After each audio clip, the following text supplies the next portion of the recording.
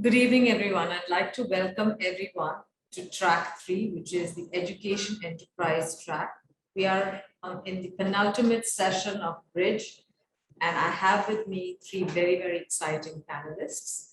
The topic that we are going to discuss today is content is king, but context is God. And we're going to have 3 panelists with me, Jeff, Kirti, and Betty. And it's going to be really interesting to see if all of us come to a consensus or we all sort of have our own point of views. To start with, I'd like to say that I put up a post a few days back, just 2 days ago, to say, as a journalist, which is what my profession was before I joined it, for us, content was it. Everything that you wrote was all about the story and how, the story came about. But as I moved into the learning space, there are different sort of sides to the whole story. People do say that if you don't make the context relevant to your learner, in all likelihood, the content may not matter to them. So that's what we are going to discuss today as we go ahead. But I'd like to introduce my panelists first. In case I mispronounce your name, please do forgive me.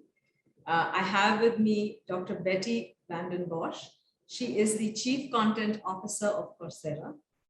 An expert in the online education space, Betty has held numerous positions, both in industry and academia. Before joining Coursera, she was the Chancellor of Purdue University Global, where she oversaw academics for more than 32,000 students. Most of them earned their degrees online. She's also worked with Kaplan University. At Coursera currently, she oversees the company's content, strategy, and partner relationships. Welcome, Betty. It's really, really lovely to have you here with us. Next up is Kirti. Kirti is the CEO, IT-ITES sector, Skill Council, Nasscom. She's been a business leader and has over 30 years of experience in entrepreneurship, management, and driving change. She has been involved in India's growth story as someone who headed the prestigious Future Skills Project, a digital skilling initiative in partnership with the Government of India. Before Nasscom, she was the CEO of NIIT Uniqua, I believe that's how it's pronounced. Welcome, Kirti, sorry. And finally, we have Jeff. He's the Chief Operating Officer of Outlier. He leads Outlier in its mission for building a more accessible, equitable, and affordable future for higher education. He's an on-deck fellow and was the founding executive at Brightwheel, a leading childcare and preschool management software. Jeff has spent his early career at NBC University. Welcome, everyone. And thank you for joining our panel today. Straight off, Betty, I was reading a blog that you've written some time back, and there you say adults learn differently and have other priorities than traditional first-time, full-time students. So tell me, Betty, do you think as an adult online learner, how important is context? And how do we really define context? Is it always about what is in the content, or are there many other ways to define context for an adult learner? So the difference between adults and first-time higher education learners is adults already have context. They've already got a life that includes paying mortgages, having children, having a job. And as we grow into adulthood, that becomes our context. And that context is very, very important to us personally. People who go to school when they're 18 have as their context, they're growing up. And of course, now I'm in school and I'm here to learn. And it seems to me that the difference is quite marked. With new learners, with folks who are just starting their higher education journey, it's the responsibility of the educator to help the students learn about context. They don't know really what it's like to work in a company. They don't really know, perhaps they've had a summer job. They don't really know what's going to happen when they begin in the workforce. So for them, it's really important to draw a picture of what that's going to be like. For adults who are extending their education, upskilling, they've already got context, and it's the responsibility of the education they take to help them develop that context. But it's not possible to ignore the context they already bring into the classroom. And they do best when educators work with their current context rather than designing a new context for them. That's really what I'm talking about when I talk about the difference between 18 to 22-year-olds and adult learners. Jeff, anything here for you that you would like to add? Oh, I think that's a great distinction. I think, for Outlier focuses on general education courses, and we service both sort of the 18 to 22-year-old and the adult learners. I think the on more of the 18 to 22-year-olds and thinking about how we can create that context or develop that context, to your point, Betty, I think something we aspire to do is bring multiple different sort of pieces of context and ways of thinking about a theory or a topic to sort of create the art of what's possible. And so that students can start to see how certain paths or applications can come together with content. So it's important. It's an important element to us and how we think about teaching, for sure. Kirti, what about India? In India, when we sort of put out learning content, how often do you hear that, listen, it's fine, it's great content, but does it really, matter in the industry that we are in, especially in the IT-ITES sector? How do you sort of identify this king and god sort of differentiation that we're making between the two? I think I'll go with what Betty said, that when someone comes or you're going through a training program, you are creating your context around it. You already have it. And then whenever you are going through a learning process, you're applying those frames to whatever you're learning to say, how is this relevant to me? So, but having been in the training space as a third-party training provider, which is probably the most difficult job to do because there are just so many people. And you are talking directly to the customer, and the customer thinks that because you're offering them a program, they can just ask for the moon, the stars, the sun, the whole firmament. And so they said, but you've got to customize this for me, for my industry. My organization is special. My industry is special. And my response to that is really, at that point, context is a bogey. Because what it matters is the principle. What are you really trying to teach in your training program? Training is about learning a skill. A skill can be applied in different ways. Today, I'm in industry X, tomorrow I'll be in industry Y. But does it mean that the training that I went through has become useless because it was all about industry X and now it doesn't apply at all in industry Y? So in India, I have found, literally with my saleswoman suitcase, when I went to meet companies, I was told, you've got to customize this for us. But customizing to a particular industry, a particular context, a particular domain is very difficult. After all, learning is not designed for a particular event or a particular environment. Learning is learning, and especially behavioral skills learning. Actually, not just behavioral skills, I would even say technology skills learning. I mean, I lead Future Skills Prime, which is all about technology skills. So there also we get this, we need to know what is AI for automotive. We need to know what is AI for retail. We need to know what is AI for healthcare. But yes, you do, at some point you do. And then you will get into a very specialized stream where you're learning a particular skill for your particular industry. But when it's all about artificial intelligence, you don't even know where it is. Start from somewhere, get the principles, get the basics, get the vocabulary, and then work your way up. Then you will build your own context and know what you want to learn more about. Betty, what do you think about that? I mean, considering that we are looking at different sort of programs that Coursera offers, they offer their degrees. I mean, from the standard way of learning is often that you learn something and then you learn to apply it in your own field or in your own area. But also on the other side, especially in online education, you know, you are used to having you have a chance to personalize, to customize.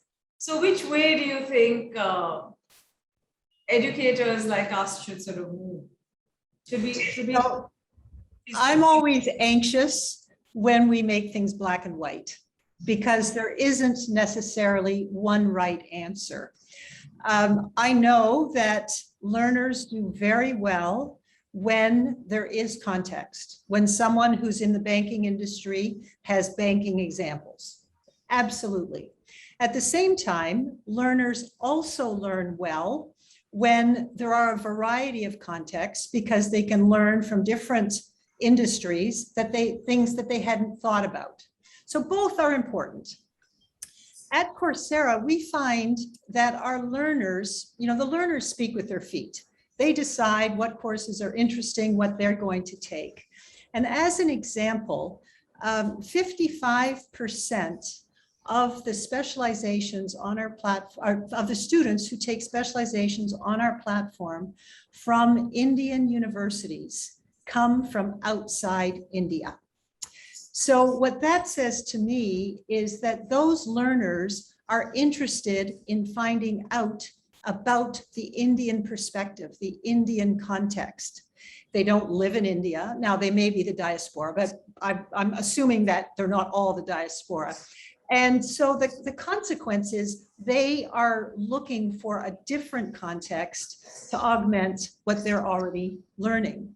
And that seems to us to be the case, that yes, it's very important to have contextual material that's industry related, but our learners are also interested in moving across contexts. And of course, context is not just industry, it's geography, it's social status. There are all sorts of contexts that we can explore in an online environment.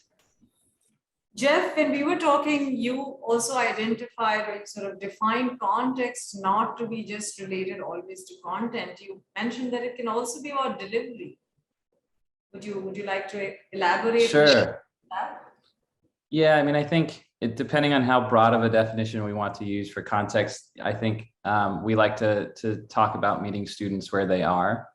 And that doesn't just come with the content and the application or examples of the content in the real world. I think it also comes with sort of time and space and thinking about flexibility and how students can consume content, and potentially even the style or approach to teaching the same content. And students, I think, can learn and retain differently and with more efficacy or effectiveness, depending on different options available to them, and whether that's asynchronously learning from their computer or in a classroom in person. I think the other interesting element that I'm sure everyone in this conversation has a perspective on is the ability for peers, and not just sort of the lectern or the faculty member teaching, bringing context to the topic as well. And I think there's an analog to the traditional classroom where you're breaking into small groups and you have TAs sort of talking through.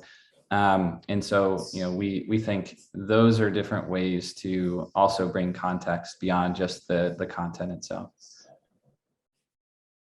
Betty, when I was speaking with Chandni at your Coursera, she mentioned you talk about stackability a lot, and for people who don't know what it is, it essentially means you break down. You don't just look at any education or anything in terms of a degree, or in terms of, you could do small bits and pieces. Is that also a way of sort of including context around the way you sort of disseminate, you give out content? Does that help in any way? Absolutely, it does. We at Coursera, we have many short form content opportunities. We have projects, we have labs. And of course, those enable learners to use their own environment, their own problems that they are solving as an example in the project that they're working on.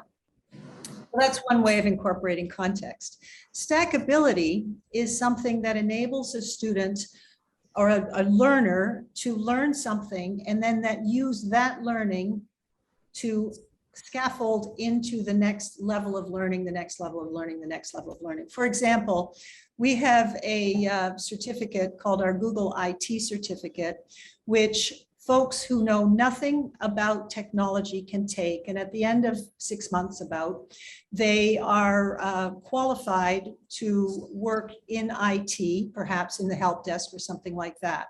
So they're learning the context from Google, right? The Google way. Then they can take that and bring it to a degree in computer science at the University of London and get credentials for that. The University of London teaches in a very different way, has a very different context than Google. And so the learner gets two contexts in one degree, because of course they add up to each other. Couple that with projects and labs, and they find that they have many different environments, many different experiences that can help them as they move towards their end goal, which is a career in computer science, I would presume. The context, again, I said this at the outset, the context is driven partially by the instructor, but very much by the learner, because what they bring contributes to how they learn. And stackability enables them to learn from different environments, from different people, to develop a broader understanding and a broader context in their particular discipline. Kirti, what do you think?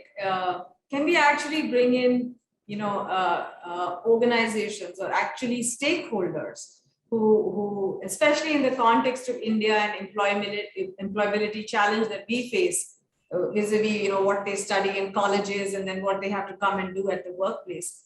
If the organizations themselves become stakeholders in building the content and then giving it a wrapping of context, do you think that makes, especially IT-ITES, do you think that makes it much more attractive or much more useful for a learner?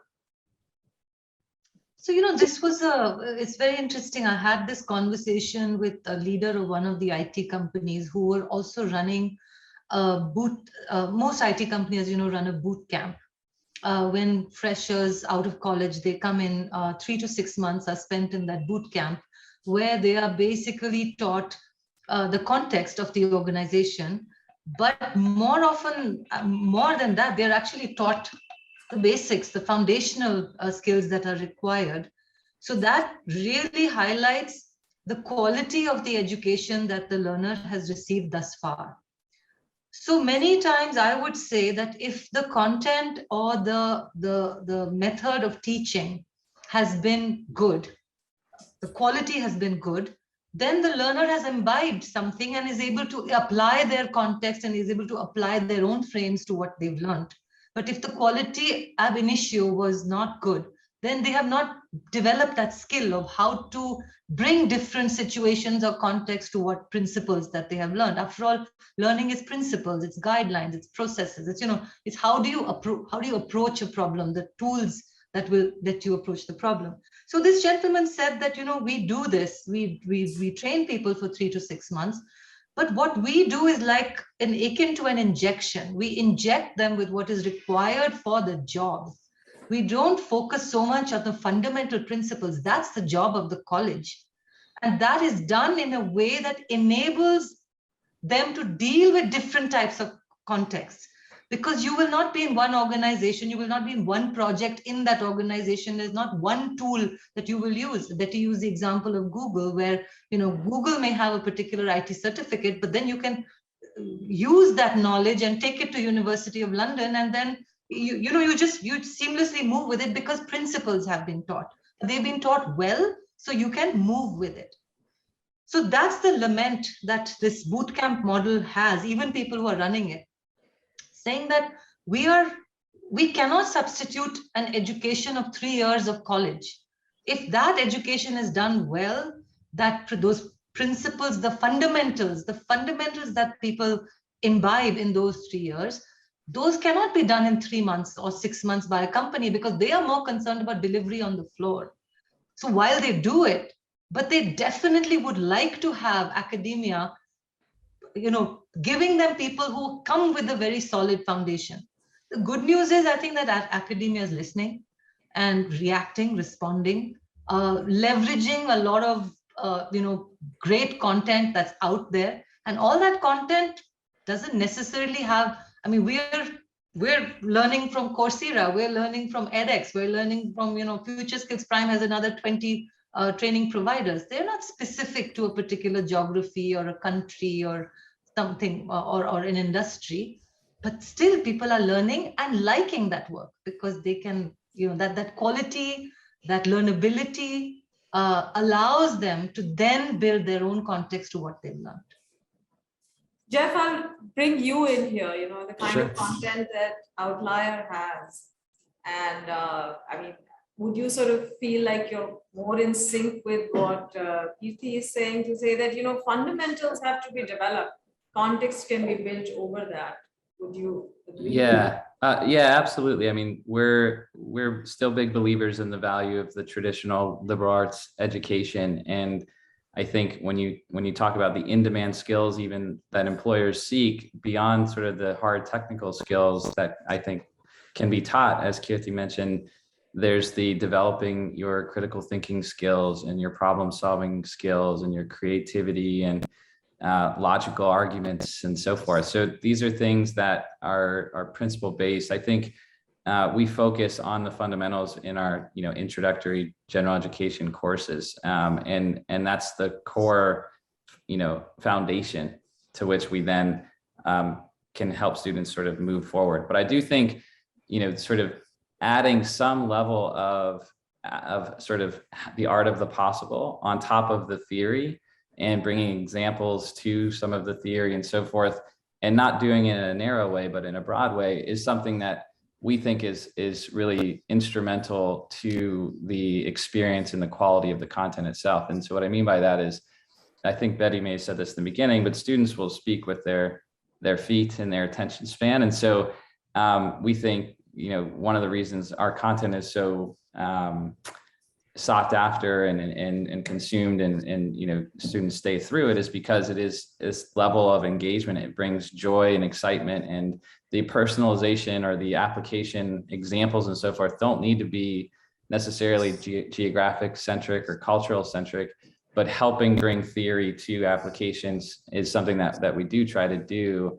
And it could be just modern real world activity, whether it's the COVID pandemic and how statistics relates to that for our intro to statistics course, or in sort of our economics courses, like what's happening with climate change and income inequality and social mobilization, things like that are applied broadly, but it's bringing some examples on top of the content in a broad manner that we still see value in.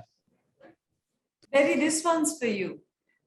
Since you've sort of straddled both academia and industry, and now with EdTech, is the burden of adding context to any content that you teach much more heavily sort of, much more heavily centered on EdTech platforms rather than, say, a university or a college? I mean, do you feel that level of contextualization or customization that's expected from an EdTech platform doesn't always normally happen in a university and other places, in a physical space? So the answer to that is much more connected to the interaction between the learner and the teacher than it is to the platform in which the learning happens. I think the differences between are much greater than the differences within. So, for example, the difference between two faculty members at a particular university One could be very contextual, could start their program by saying to their students, go out and discover something, then come back and we'll work on it. And another might say, I'm going to lecture you for 3 months and just shut up and take notes. You know, those are two at one institution. Online, it's very similar. Certainly at Coursera, we never tell our universities how to teach. That's their job. They're the ones who teach their material in the way that makes the most sense for that material, for their institutions, and for the learners that they're attracting. So it's not up to us as a platform to say, you have to have context in every single program. We do have quality metrics, and we do help our universities understand how our learners behave, what they like, what works, what doesn't work. But aside from that, we do not feel that we have the gravitas to say, you better do it this way. That's for the expertise that comes from institutions. We also have companies who do teaching on our platform, right? We have Google, IBM, Facebook, all of the major tech organizations. And even they have different ways of thinking about the best way to share the material that they want to share with the learners that they attract. So to say EdTech does it one way and face-to-face on the ground does it another way, I think is the wrong measure. I think it has to do with the material, and it has to do with the interaction between the faculty member and the learner. So we have a question that's come up, and it's interesting, and they want to know, somebody here wants to know, how do you really create quality content? Is it, and maybe Jeff can start with that, and maybe then I'll come back to it. How do you create quality content, and then everything else is fine after that?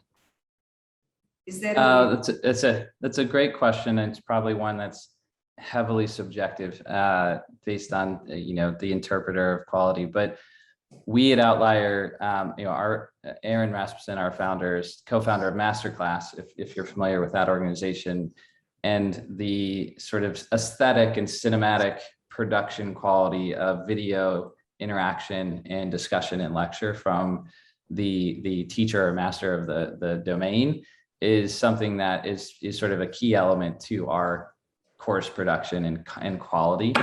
And it's something that, not just the actual output of the video quality, but also we go around and for each course, we cast our instructors in a similar way that you might cast for a film or a TV show, and see, who's engaging and who not only is a domain expert in their field, but also can inspire and sort of bring to life these concepts. And so those are kind of two key elements that we think are powerful in terms of building a baseline of quality. And I think, it's all about trying to engage and make this sort of an entertaining, but also, powerful learning experience for our students. Betty? So for us, we've had lots of learners. We have 87 million learners on our platform, and they've taken many more than 87 million courses with us. And so we look at the data. We look to see what distinguishes one course, one program from another, based on how our learners behave, how our learners respond to the material, and how much they learn. And so as a consequence, we have developed guidelines for quality that relate to things as simple as how long an individual video should be, whether or not you should have assessments embedded in the video, and the answer is yes. You want to keep things moving forward, how long modules should be, how long the program should be, how much reading there should be. We have studied that based on our learners. And so as a consequence, we have guidelines for quality. Of course, nothing can replace the quality that comes from an expert faculty member who understands the context and the content that have to come together in order to impart knowledge, in order to build skills within the learner. So that's how we think about quality at Coursera. Kirti, what do you think if you were to choose between really good quality, what you think is good quality content, or how do you think the people who come onto the skills platform, what is it that they are really looking for? Do they look for every time, do they want everything that they get contextualized, or are a lot of people just pure learners who just want to learn something good and then they'll go out and figure it out? I'm specifically asking this from the IT-ITES sector and the skill sort of space. So I think short answer is no. I don't think people are coming and saying, you know, give me something very highly customized. Yes, if I talk to the Engineering Research and Design Council, where I'm talking to companies who are only, you know, who are in that space, they may have, they want to go, maybe they want to step up the learning or take that learning to a different level, which is really to fill certain gaps that they are not finding in regular programs. So there's nothing wrong with the programs per se. I think the programs are good quality. The metrics tell you whether the program is being consumed or not, or people are dropping off. I mean, it's so transparent in the edtech space. But there's a point at which companies want to go beyond, or there are certain gaps that they want to plug. So is that building context? In a way, yes, for that particular industry. Or is that just saying, I have not found this content anywhere else, so give me content around this. So if I look at something, I mean, just a concept called embedded, which is like very key in Internet of Things, in that, in, you know, in IoT, everything now is embedded software. So now embedded is something which is not really falling into any bucket as such. So the group wants to build content around that, which really, and the context that they have is of their group and their requirements. So they're building content around that. But the average learner will come to learn the principles, learn the technology. How do I get started? Remember, we are in a place, I mean, if we just look at the numbers, the talent pool that is coming out of the college system, if we have 8 million people coming out in a year, I mean, it's a year ago data, maybe 1.1 is doing STEM courses, maybe 230,000 or something are capable of entering the IT-ITES space. And of that, only about 50,000 have the digital skills that are required. So the funnel becomes really sharp. So now so there is something that is not happening in the education space, which companies have to then fulfill.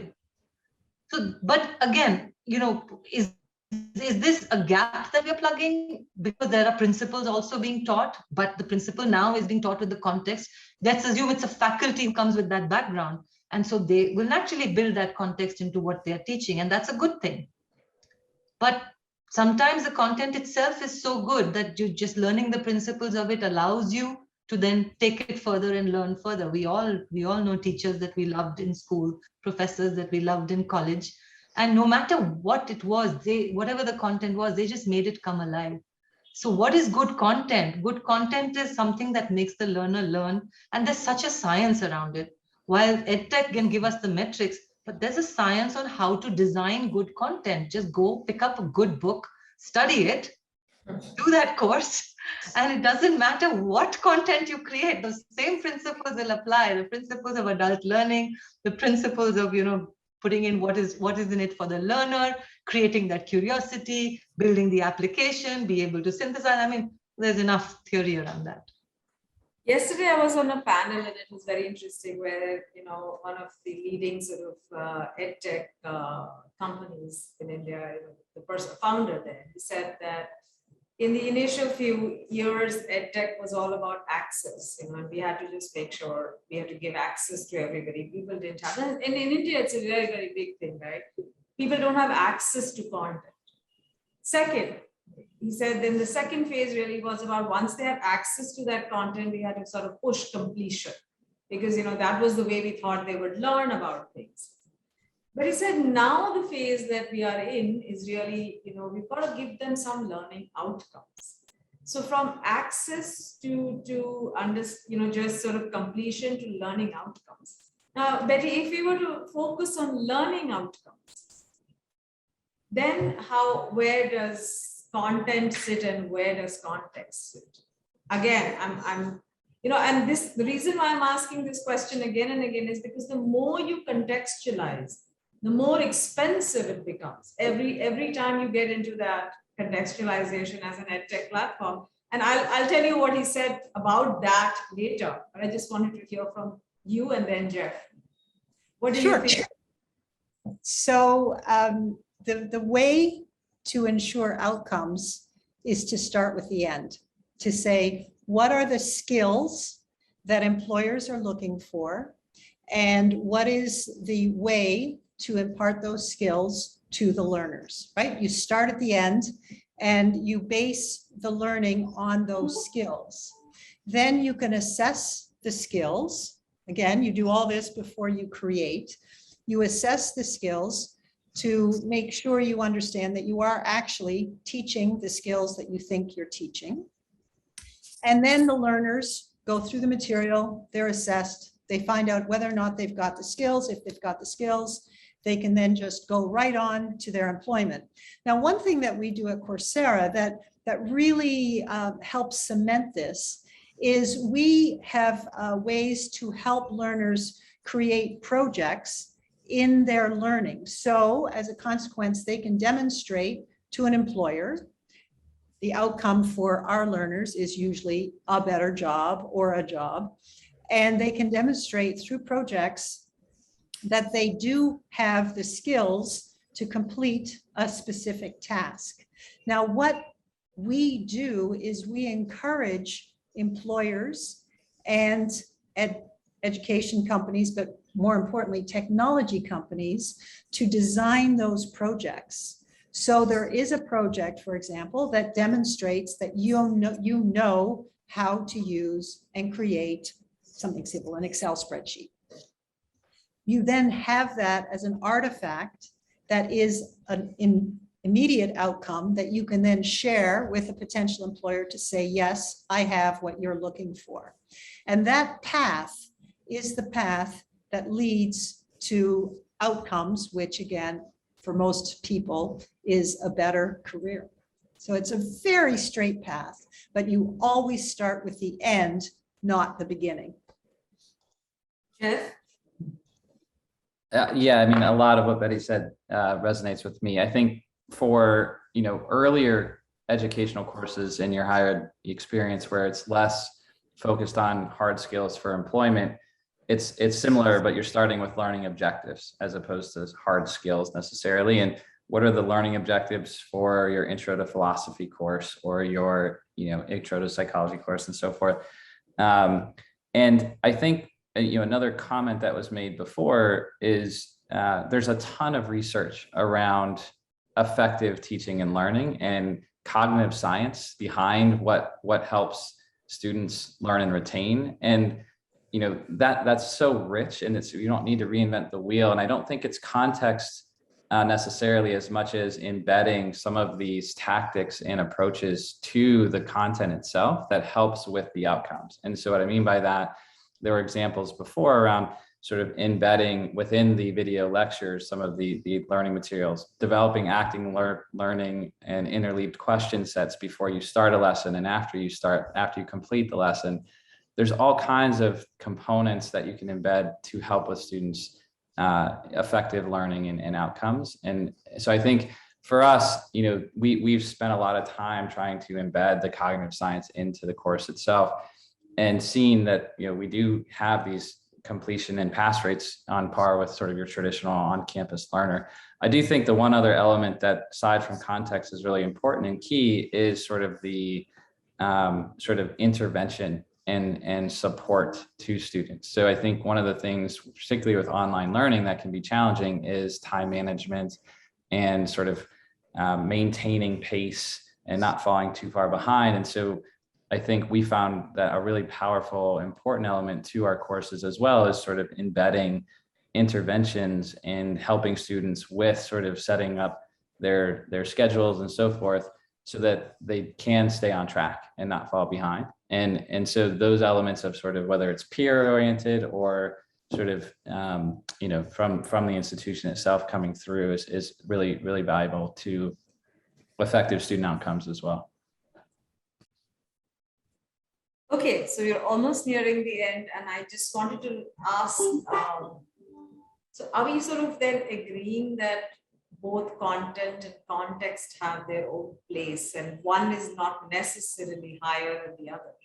Is that something that we are taking away from this conversation, or do we stand by the original statement which said context is king, but sorry, content is king, but context is God? Betty? So it's yin and yang. I think it's an arbitrary distinction. I think that contextual learning is very important, but I don't think that anybody learns without context.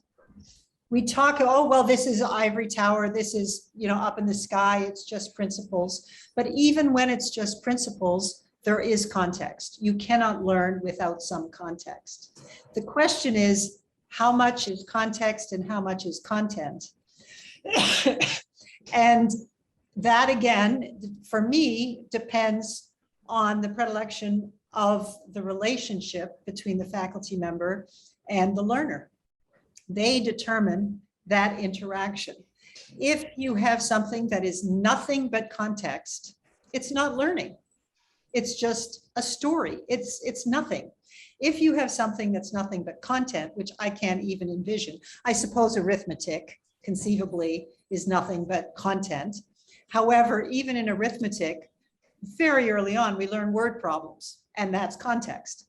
So this is such an arbitrary distinction for me. Okay, Jeff?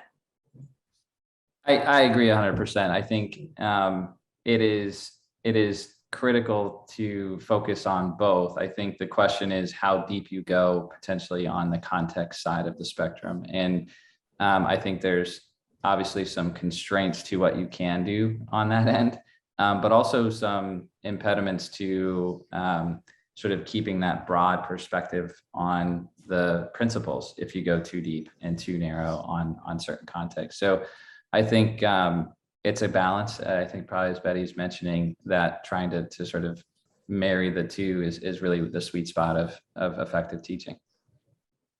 Just one quick question before I go to Kirti, and we've talked about this. If you don't give them context and give them very, very good content, and maybe create other environments like practical sort of maybe as case studies and other things that Betty was talking about, and encourage them to apply context on their own, you know, or understand it from that perspective, don't we sort of help them more? I mean, if they have the content and then they learn to apply or, you know, sort of build the context around it, don't we sort of encourage them to think more critically and then sort of work around it? That sort of learning works best when it's guided. Okay. So to say, well, just go figure that out on your own. Yeah, that's not very fair. And I think having, you know, peer learning, having guided learning to contextualize material is what's important. It's always, you know, saying, oh yeah, I learned that in school. Now I understand why it's important to understand angles. It's much better when it's closer in time. And I think that it is the responsibility of the teacher to guide context development. Kirti? So I think somewhere along the way, maybe we need to distinguish between context and customization. Mm-hmm. So if I say, can you teach without context? No, certainly not, because you have to make the concept come alive, and that will only come out when you put it in a context. So if you look at any program, it will always have the case studies, it will have the problems, it will have all that, because it is making whatever principle you're teaching, it is making it come alive in that context of that problem or that case study. So there will always be context and we will always build it out, but does it have to be context of the learner, exact same context of the learner, that I don't think is so crucial. If I can deliver the principle with a set of examples or set of contexts or set of case studies, so that that concept comes alive on how to apply it. Now I've enabled the learner to say, hey, now you can take this and start applying it to 3 other contexts that you may have, which may not be the same as this. So you're clearly making a distinction between context and customization. Yes. So I would say you cannot have learning without any context whatsoever, even arithmetic, great example that you have to talk about which train is coming from which direction and, when they meet, and we all struggled with those problems. But that's what makes the maths come alive. So you have to make it come alive, otherwise how will we engage the learner? So we will create context, but we will create context that promotes learnability. It's not necessary that that context has to be customized for each and every person who comes to learn. All right. Any last words, Jeff? No, I think that's a tough summary and synopsis to follow. I think you really hit it on the head. It's all about learnability and thinking about the context as it relates to that. All right. I'd like to thank all of you for joining us, and I hope this was an interesting discussion for all of you, like it was for, I'm sure, our guests as well. Really, thank you from Harappa, and thank you for taking time off. Thanks, Seema. Thanks Bye, for having everybody. us. Bye. Please head to track 1 for our last session of the day, and of course, the closing session of Bridge, Private Capital's Role, Where Money Meets Talent. The link for the same is in the chat. Please do join. Thank you so much.